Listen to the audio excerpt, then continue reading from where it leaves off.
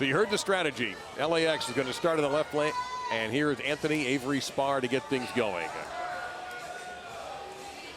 2014, I can't believe that. LAX won. It was a different format back then with different types of games bowled, and Avery Spar is going to be gay. Yeah, no, it's going to stay.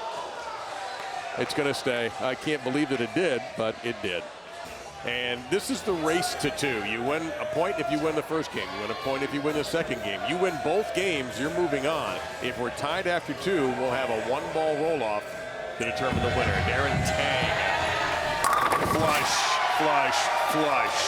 And last night, Darren did a nice job for NYC with 3 strikes and a spare, Dave. We did have the one split and a couple of strikes, so he did fine.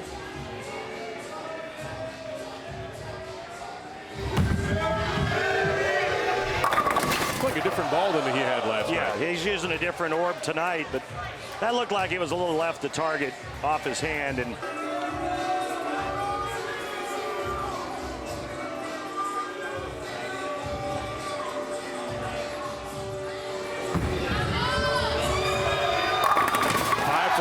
for that man. What a touch he has.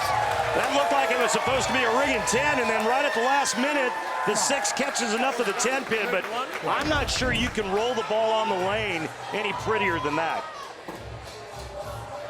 That was a late 10, brother. That 10 almost got slapped over into the 7-pin spot.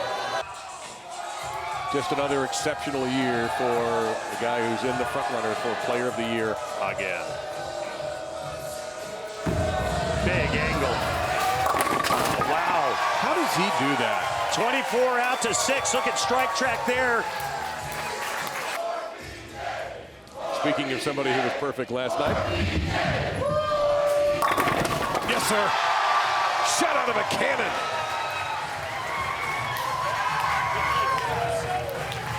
Fourth to ninth, and the anchor bowler bowls frames 5 and 10.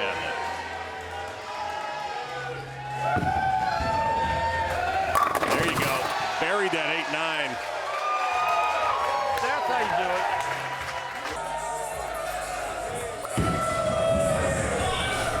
There you go. 5-pin was just stuck before it finally dropped. That was a good 3-board move to the right for Jacob Buttrick. Yeah, you're right. He's looked so good.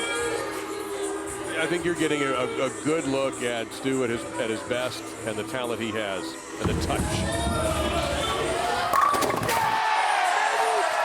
Increases the lead now to 23. Remember, coming off of that second place finish.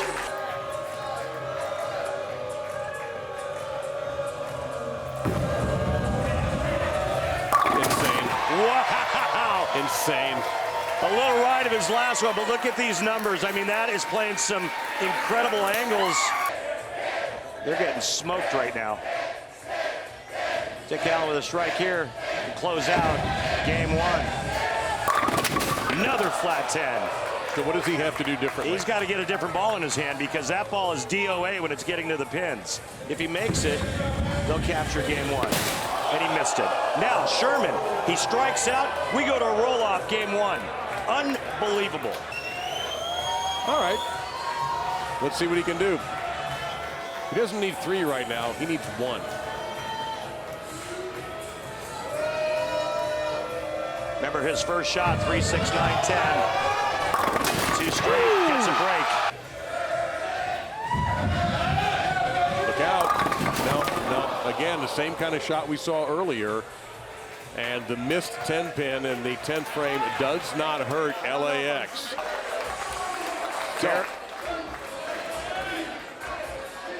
Darren Tang to lead things off. Now they've switched to the left lane, which yesterday was a real bear. And again, that's the second time he looked odd at the approach. Exactly. What's up? I'll get right back to you. Avery Spar, big snap into the pocket for a strike. Carolyn, can you hear Randy? I know it's loud. Carolyn cannot hear Randy. That's how loud it is. We'll try Andrew Kane right after this.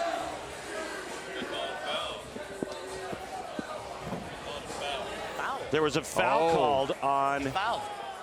Sean Perry, who is the foul line official, has ruled that Avery Spar fouled. Let's take a look at it. See if we can get that from some kind of replay. Here we go, right here. Watch his left foot.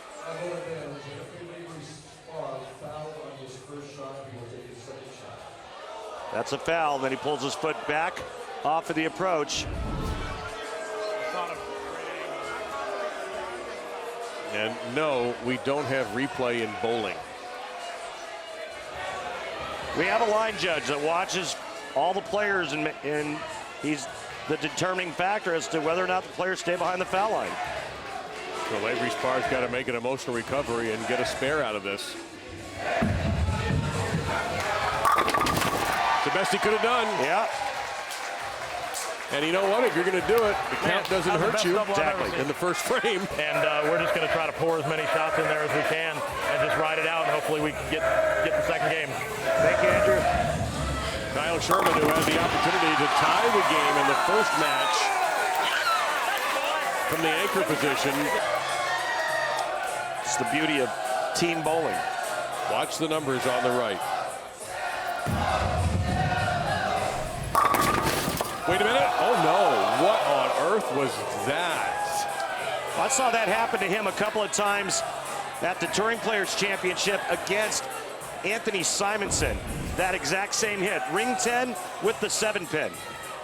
Unbelievable. It cost him a major. And he could have set the record back then. Yeah. All right, so I'm not going back there. Yeah, it's hard for her to hear. Yeah, down there. it's too loud down there. Just beat. Perfect. Pretty good there. Man. Hall of Fame stuff right there. Still got game. Oh, yeah. Now, so cut the deficit to 21, Jacob Butcher. Ooh, what an angle that was to the pocket from the lefty. By the way, we talked about Jason Belmonte as Player of the Year candidate.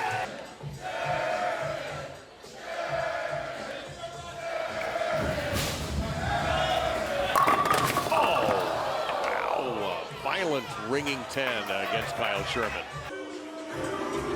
Well, here's Mr. Perfect. Not Kurt Hennig, the former pro wrestler, but Stu Williams. 8 in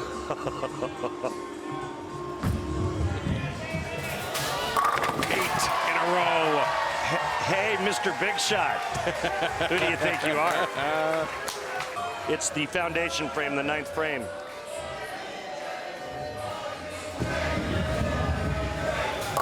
Spin it? No. Oh, boy. There goes your max score, and now you've got the possibility of an open frame in the 9th.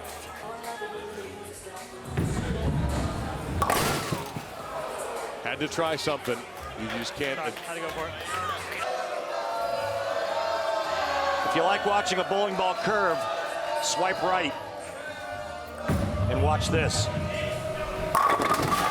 Nothing left behind this time. LAX already into the mid-220s. Marshall has to strike out and hope for an opening from Dick Allen. But you know what? It did happen in the first game. I mean, you know that. Yeah. He had a 10-pin and missed it, uncharacteristically.